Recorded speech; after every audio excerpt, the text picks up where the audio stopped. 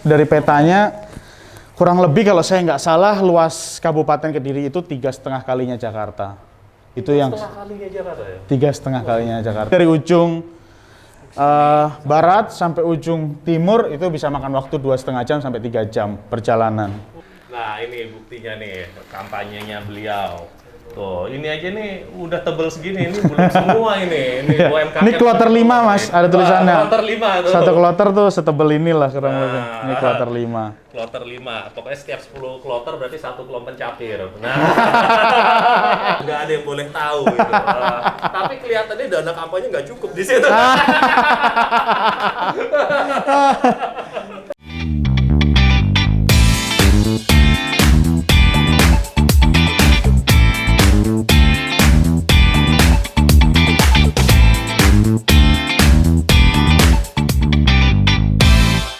Halo semuanya, hari ini saya bersama Mas Dito, calon Bupati, Bupati Kediri. Amin ya Rabbal alamin. Nantilah Mas, nunggu 9 Desember dulu lah. Iya. Gimana Mas, apa kabar? Baik Mas, baik, alhamdulillah baik. Gimana rasanya lawan kota kosong? Lawan kota kosong tuh rasanya kayak lawan satu hal yang nggak bisa dilihat Mas. Oh gitu ya? Jadi kalau ngelawan head to head, walaupun saya belum pernah dalam kondisi lawan head to head ya, tapi kalau lawan kota kosong itu ternyata pergerakannya kita monitornya jauh lebih sulit. Karena artinya kan pergerakannya secara silent biasanya kalau kota kosong. Tapi kalau orang kan jelas ada jadwal kampanye di sini. Jadwalnya sudah terjadwal jadi kita bisa petakan. Nah ini kalau kota kosong ini kita memang ya memetakannya kadang-kadang harus meraba-raba lah gitu. Ya. Jadi beberapa lembaga survei pun juga kalau per kecamatan margin of error-nya masih cukup tinggi untuk lawan kota kosong ini gitu. Jadi makanya tetap harus ekstra, artinya walaupun lawannya kota kosong Tapi tetap turun. tetap harus turun. Ya? Tetap harus turun karena Sudah semua daerah didatengin Mas, kecamatan. sudah 26 kecamatan. Mungkin kalau dari 343 desa dan 1 kelurahan, saya udah sekitar 180 sampai 200 udah kita datengin. Sehari bisa sekitar 8 sampai 12 titik. 8 sampai 12 titik. Satu hari. Terus gimana? Ini lagi Covid? Kalau begitu ini Covid mulai ada lonjakan kedua lagi, kita sehari sekarang cuma 3 titik dan itu kita betul-betul batasin. Kalau nggak pakai masker nggak boleh masuk, berjarak dan sebagainya itu betul-betul. Jadi intinya gini Mas, satu sisi dalam proses pencalonan ini yang Dito pelajarin betul adalah dalam kampanye kita bisa mengedukasi masyarakat untuk mencegah Covid. Karena terus terang, kalau di Kabupaten Kediri khususnya, kayak yang di kaki-kaki gunung ini kan mereka sangat rendah kepedulian terhadap Covid. Apalagi yang bekerja di sawah dan sebagainya, mereka beranggapan, mana mungkin Covid sampai ke begitu ya? desa-desa itu gitu. Itu yang perlu saya edukasi gitu. Tapi waktu pas lagi kumpul-kumpul gitu dibatasin nggak berapa orang gitu? Kita selalu batasin karena kita taat sama peraturan PKPU. Kan setiap acara itu cuman boleh 50. Walaupun kadang-kadang kalau udah masuk pasar, susah ya. kita udah nggak bisa handle. Ngomong-ngomong boleh lihat posko aja? Boleh, monggo. Monggo Mas. Ini agak jalan dikit nggak apa-apa ya? Ayo dong, jangan dikit yang banyak. Itu tempat Bapak dibesarkan. Oh, mana? Rumah paling ujung. Yang ini? Paling ujung. Begitu masuk rumah pertama, sebelah kiri. Gitu. Kalau Mas Dias tadi masuk dari sana pasti lewat. Oh, Tempat Bapak dibesarkan.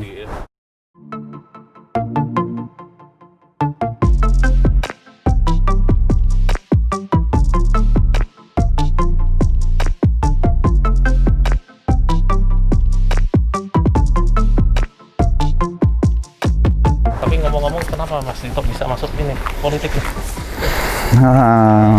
Gimana ya kalau ditanya gitu.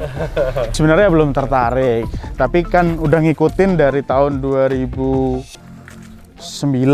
terus pemilu 2009, 2014, 2017 baru mulai masuk ke tim di Ahok Jarot. Ya ikut ya dulu ya. Ya, masuk Ahok Jarot di tim hukumnya. Jadi saya dampingin betul Pak Ahok setiap sidang itu saya dampingin betul.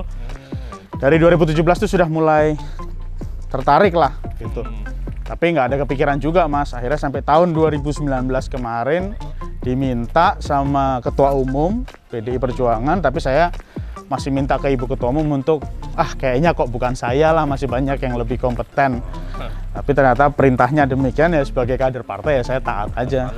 Anut dan ternyata memang banyak hal yang bisa dilakukan di sini. Gitu nih posko kita yang kecil apa adanya, tapi 24 jam on terus. Monggo Mas. Posko kecil tapi bisa membawa perubahan yang besar. Amin, Allahumma amin. Monggo Mas.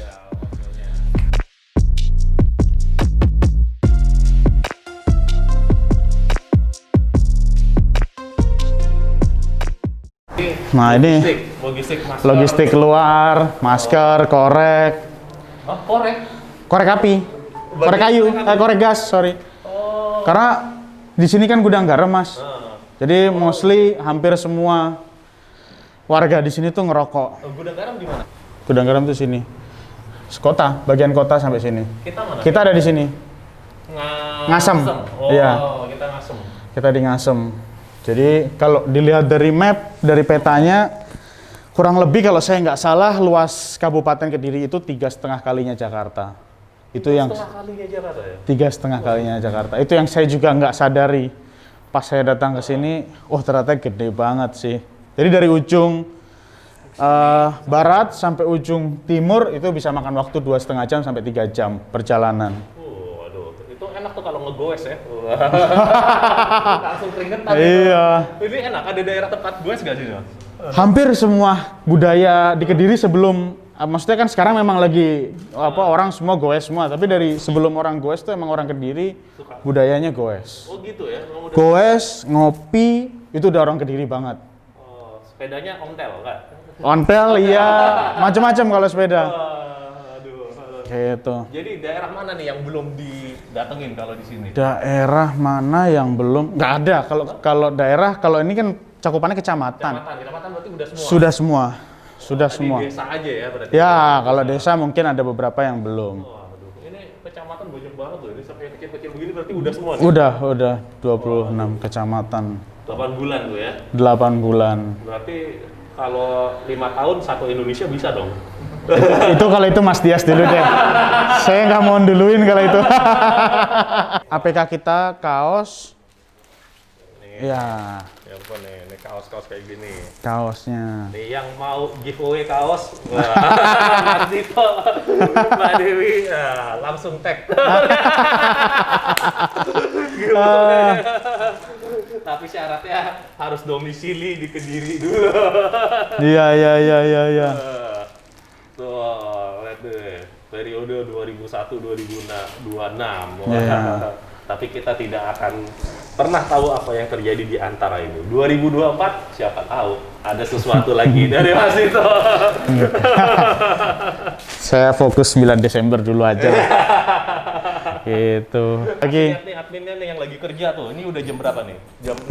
Masih baru jam 6. Wow, baru lebih tepatnya. Waduh, kerja sampai jam berapa, Mbak? Monggo. Nih yang bantu Mas Dito kerjanya katanya sampai selesainya. Iya. Pernah lembur? Ada piket sih, Mas. Ada piket. Piket lembur. Kita bikin piket lembur, Mas, jadi. Oh gitu ya. Jam 11. Kalau jam 11 sudah nggak ada tamu, nggak ada kegiatan, baru mereka boleh pulang. Tapi kalau ada, lanjut terus. Jadi kalau kayak saya datang gitu, ini berdoa semoga cepat pulang gitu. Tamunya udah kapan pulang ya. Jadi kita punya legalitas 1000 UMKM, dan hari ini yang sudah masuk ke kita bantu legalitasnya udah 1.200 UMKM, 1.200 produk. Nah, itu bagiannya ada di Erin. Terus ada bantuan modal dan pelatihan UMKM, itu juga ada di Erin. Dan berat badan. Ini tinggi dan berat badan. Berat badan. Jadi berat badannya ini bolak-balik. Nah, sesuai dengan kapasitas makannya hari itu. Ini contoh yang kita bantu, kita kasih kayak gini. Karena kan kesulit di sini banyak yang mengeluhkan, Mas kita ngurus izin tuh susah. Kadang ada ya tanda kutip yang saya nggak perlu bahas lah. Nah akhirnya kita berikan bantuan legalitas dari 1.200 itu yang potensial atau berkembang itu kita berikan bantuan modal lagi. Sekarang ada 49 yang udah kita berikan bantuan modal dan kita. Bantuan modal. Iya, karena bisa bersaing Mas sebenarnya UMKM sini di skala nasional tuh. Apa Mas itu Yang paling banyak ditemuin? Di UMKM ini bidang apa? Apakah handicraft atau apa? Handicraft yang pertama. Wah, lagi nggak ada contohnya ya. Biasanya padahal kalau sore itu banyak banget produk-produk UMKM kita di sini. Oh gitu. Yang paling banyak itu makanan, itu mulai dari kerupuk-kerupukan, sambal pecel. Orang sini kan sambal pecel, jamu tuh bener-bener hampir di setiap. Apa sih makanannya yang ini? Pecel tumpang. Apa? Pecel tumpang. Pecel tumpang. Jadi nasi pecel terus pakai bumbu sambal tumpang. Nah itu. Sambal tumpang. Iya. Sambal somai gitu enggak? Bukan. Hah? Hah. Tempe busuk. Kalau kedengerannya emang menakutkan, tapi kalau Mas cobain, Tempe busuk kok dimakan? Begitu. Kayak sayur kayak lodeh gitu. Oh. enak. Itu khasnya Kediri. Sama biasanya orang sini tuh suka banget tahu telur. Tahu telur. Tahu Itu telur. Saya tahu lah. Tahu telur. Tahu telur. Oh, jadi itu UMKM itu yang dibantu legalitasnya. Ya, UMKM. Salah satu program kita lah, gitu. Nah, sebenarnya tadi kita juga punya program untuk desa itu mobil siaga. Nah, tapi pada saat kampanye kita malah mobil siaga kita malah nggak ada, malah ternyata dari PKPI pertama kali adanya mobil siaga. Alhamdulillah. Gitu. Nah, ini buktinya nih kampanyenya beliau. Tuh, ini aja nih udah tebel segini, ini belum semua ini. Ini UMKM. Ini kloter 5 Mas, ada tulisannya. Kloter 5 tuh. Satu kloter tuh setebel inilah kurang lebih. Ini kloter 5. Kloter 5. Pokoknya setiap 10 kloter berarti 1 klon pencapir. Nah. Oke, wah itu ada ini juga nih.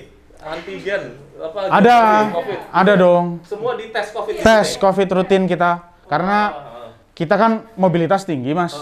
Kita ketemu masyarakat. Kalau kita nggak tahu kondisi kita kan bisa jadi media penular. Nah, itu makanya kita jaga betul. Jadi Mbak juga dites, COVID? Iya. Setiap seminggu, 2 minggu? Sebulan sekali. Sebulan sekali? Oh, syukur-syukur nggak ada yang positif kan? Nggak ada. Wah, ini Nggak ada. satu-satunya saat di mana kita seneng kalau ada yang negatif. Iya. Kalau ada berita positif yang kita takut ya. Iya. Seneng berita negatif semua gitu. Iya. Aduh. Wah, ini hanya Mas Dito yang tahu isinya ini. Ini nggak Saya juga nggak tahu. Saya juga nggak tahu, Mas. Itu kode rahasia, itu nggak ada yang boleh tahu gitu. Tapi kelihatannya dana kampanye nggak cukup di situ. Dito, terobosan saat kampanye ini yang diperkenalkan di Kediri yang sebelumnya belum pernah digagas oleh bupati-bupati sebelumnya apa? Itu tadi yang biasanya mungkin kalau dilakukan sama calon kepala daerah itu kan menyampaikan program-program yang kira-kira akan direalisasikan kalau terpilih. Nah, yang Dito lakukan ini lakukan logical reverse, jadi dibalik kayak UMKM yang tadinya kita niatnya itu cuma 1.000 dan dalam bayangan Dito di awal cuma ya mungkin 500 sampai 600 produk lah yang akan masuk ke kita. Ternyata setelah kita inventarisir, kita bantu legalitas sampai 1.200. Terus ada bantuan bedah rumah, itu juga dalam bayangan awal, mungkin kita bisa bantu ngedata tuh 100-200 rumah. Ternyata data kita sekarang sudah 344 dan ada data update terbaru itu sampai 24.000 rumah. Bedah rumah tuh dia Pak? Jadi kita bedah rumahnya, kita berikan bantuan sebesar 17 sekian lah, saya nggak perlu sebutkan nominal detailnya. Itu dibedah, jadi diperbaiki, kan renovasi, renovasi rumah. Itu kita lakukan juga. Terus kriterianya apa yang butuh renovasi atau enggak? Ada namanya tim TFL, tim faktualisasi dan verifikasi lapangan. Oh gitu. Jadi itu ngecek. Butuh renovasi. Ya. Jadi kan ada rumah layak huni, ada rumah tidak layak huni. Nah, ini memang sudah ada kriterianya juga sebenarnya dari pemerintah. Nah, yang masuk dalam kategori tidak layak huni dari pemerintah itu kita bantu bedah rumah. Oh gitu. Jadi tambahan gitu ya. Tambahan. Yang tidak di-cover oleh pemerintah. Yang tidak di-cover oleh pemerintah kita cover. Ngomong-ngomong, Jakarta termasuk yang area dari Mas itu Jakarta Selatan gitu. Kalau Jakarta rumah apa Mas yang mau dibedah? Rumah saya maksudnya. Nggak berani Mas, bedah pos satpamnya aja nggak sanggup saya. Terobosannya sih itu. Sama UMKM. UMKM. Terkait IT. Ada terkait IT kita. Ada satu pilot project kita di Desa Kandangan namanya. Desa Kandangan tuh desa paling luar dari Kabupaten Kediri. Itu kita masuk program namanya Desa Inovasi Teknologi. Kalau disingkat DITO. Oh, aduh, Desa Inovasi Inovasi Teknologi. Kalau disingkat DITO. O-nya teknologi. Teknologinya ada dua sebenarnya DITO. Nah, itu kita memberikan akses WiFi gratis ke seluruh warga desa tersebut. Tapi kita nanti sistemnya kasih voucher dan kerjasama sama pihak ketiga. Itu kita lakukan. Karena kan sekarang masa pandemi butuh belajar online kan, Mas. Nah, bagian-bagian terluar Kediri ini kasihan kadang belum tercover oleh WiFi dan sebagainya. Akhirnya kita masukkan, kita datangkan kita pasang BTS di sana, kita cover WiFi. Itu satu. Terus ada lagi, karena 80% mata pencarian masyarakat Kabupaten Kediri bertani, maka saya buat lagi program DITO yang pertama sebenarnya. Tadi kalau teknologi itu DITO yang kedua. DITO yang pertama itu Desa Inovasi Tani Organik. Desa Inovasi Tani Organik. Karena 80% mata pencarian yang bertani dan Kabupaten Kediri itu produksi cabai 1 tahun 180 juta ton. Nah, Jawa Timur kalau mau ngelihat cabai itu ngelihat Kediri. Indonesia kalau mau lihat cabai, lihat Jawa Timur. Artinya Kediri ini termasuk diperhitungkan untuk cabai.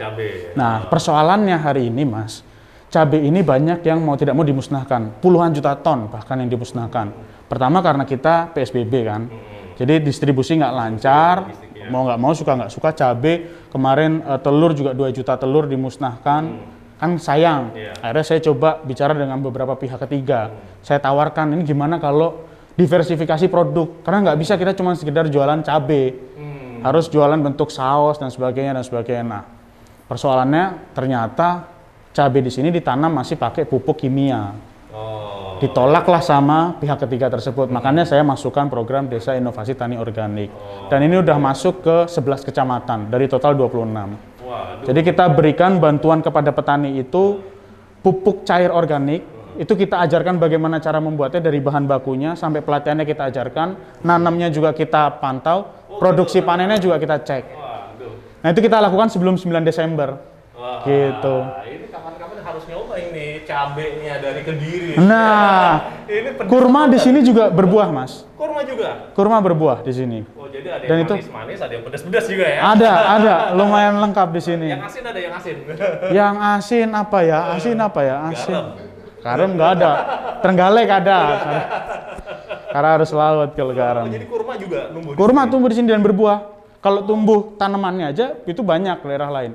Tapi sampai berbuah itu yang masih belum banyak. Dijual sudah di sampai sekarang ini masih terus pengembangan terus. Nanti kalau sudah siap.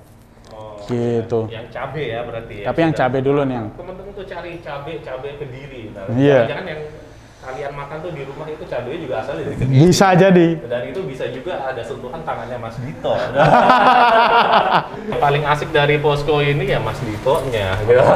Kalau Posko sebenarnya semua konsepnya sama aja. Ya seperti gedung biasa, rumah biasa. Tapi apa yang ditawarkan oleh gedung ini yang menjadi menarik. Jadi ide-ide apa yang keluar dari Posko inilah yang menurut saya membedakan satu posko dengan posko yang lain. Dan di sini tadi saya dengar Mas Dito sudah punya program, berbagai program. Dito aja bukan hanya satu, ada 2. Betul. Dari tani, ada yang teknologi tadi, terus ada bantuan-bantuan UMKM. Ini kan hal-hal yang menurut saya mungkin yang tua-tua dulu nggak kepikiran gitu loh. Jadi mungkin ide-ide yang fresh, yang out of the box ini memang diperlukan dan hanya bisa keluar jika memang daerah-daerah seperti Contohnya Kediri ini dipegang oleh anak muda. Dan saya rasa nanti ya pun juga Kabupaten Kediri masyarakatnya akan lebih sejahtera. Amin ya rabbal alamin. Di bawah kepemimpinan Mas Dito. Kita tadi baru saja dari poskonya Mas Dito kita lihat wah orang-orangnya itu kerjanya pagi siang malam katanya sampai jam 11 juga masih kerja. Waduh. Kita jam 11 sudah mau mulai tidur itu. Iya. Ya kalau di kalender saya itu harinya Senin terus. Itu tinggalnya di sini ya sehari-hari ya. Ya. Tinggal di sini. Udah. Keluarga juga dibesarkan di perumahan ini. Pak Pramono Anung tuh di sana nanti. Ya, rumahnya paling ujung. Paling ujung. Tuh. Di Pengkolan. Nah. Jadi dulu waktu kecil sering datang ke sini. Sebulan masih ada. Oh, masih ada ya? Masih ada dan masih ditempatin sama anak dari adiknya bapak yang paling kecil. Oh, berarti punya kakek ya? Dulu Punya kakek, ya? punya kakek. Saya mengucapkan terima kasih ke Mas Dia selaku Ketua Umum PKPI, Pak Sekjen, Pak Ketua DPP. Terus terang, hampir semua lini, artinya hampir dalam semua kegiatan tuh kita betul-betul memperhatikan detailnya. Tapi ternyata ada satu hal yang miss, yaitu mobil ambulans kita malah miss. Karena sebetulnya juga di dalam program kami ada mobil siaga, tapi itu baru bisa terrealisasikan kalau setelah terpilih. Jadi artinya ini jadi salah satu mobil siaga pertama yang ada di Kabupaten Kediri. Nanti semoga 344 desa ini punya mobil siaga semua. Amin. Dimulai dari PKPI. Bahwa semoga saja sumbangan ini bisa juga bermanfaat untuk masyarakat Kediri